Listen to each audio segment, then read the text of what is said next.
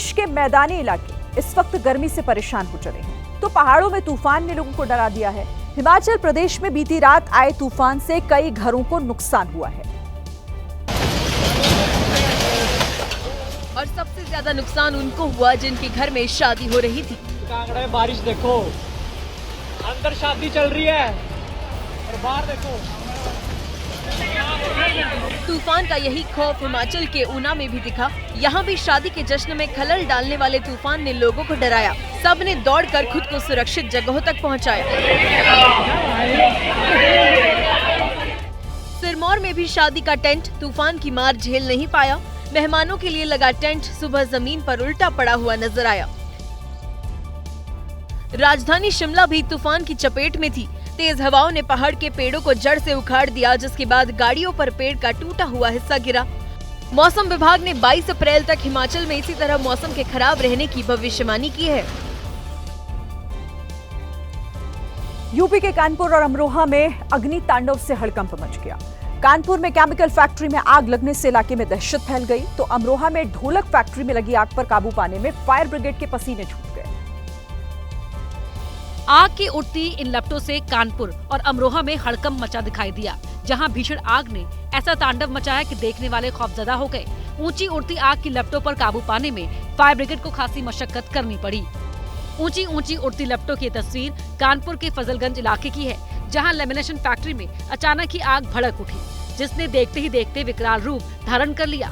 आग लगने के बाद सबसे पहले फैक्ट्री में काम कर रहे मजदूरों को बाहर निकाला गया और फिर फैक्ट्री में रखे केमिकल के ड्रम्स को बाहर निकाला गया।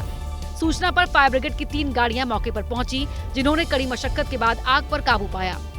लोग यहाँ पे आए, इसको आग को नियंत्रित किया। हाँ, जो मजदूर पीछे फंसे हुए थे उनको भी पूर्ण रूप से निकाल लिया गया। किसी को कोई चोट नहीं लगी, कोई जान नहीं है।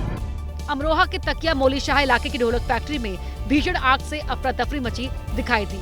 शॉर्ट सर्किट से लगी आग तेजी से फैलने लगी। कारखाने के मालिक ने बताया कि आग पर स्थानीय लोगों की मदद से काबू पाया गया। फायर ब्रिगेड की गाड़ी आग बुझने के आधे घंटे बाद मौके पर पहुंची। अक्सर धीमी रफ्तार से चलने या काम करने वालों की तुलना कछुए से की जाती है, क्योंकि आम धारणा यही है कि कछुआ एक सुस्त और आराम पसंद प्राणी है।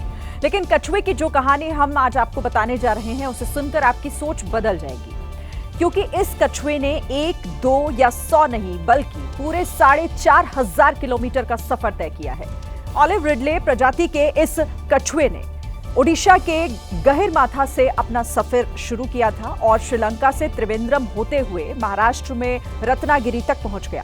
यानी बंगाल की खाड़ी से हिंद महासागर और फिर अरब सागर तक का सफर इस कछुए ने अकेले तय किया है। वैज्ञानिकों का कहना है कि ऑलिव रिडले प्रजाति के कछुए समुद्र में लंबी दूरी तय करने में सक्षम होते हैं, लेकिन संभवतः ये पहली घटना है कि जब एक कछुए ने 4,500 किलोमीटर की समुद्री दूरी तय की हो। कछुए का सफर इसलिए भी पकड़ में आया क्योंकि इस कछुए पर टैग लगा हुआ था। ओडिशा की गहिरमाथा वाइल्ड लाइफ सेंचुरी में 18 मार्च 2021 को इसे टैग नंबर 03233 अलॉट किया गया था। उसी टैग की मदद से ही वैज्ञानिक और रिसर्चर्स इस कछुए को ट्रैक करते रहे। रत्नागिरी पहुंचकर इस कछुए ने 120 अंडे भी दिए, जिनमें से 107 बच्चे भी निकले हैं। तो इसी के साथ ये थी आज की एबीपी रिपोर्ट। कल भी जारी रहेगी खबरों की खोज। तब तक के लिए आप देखते रहिए एबीपी न्यूज़। नमस्कार।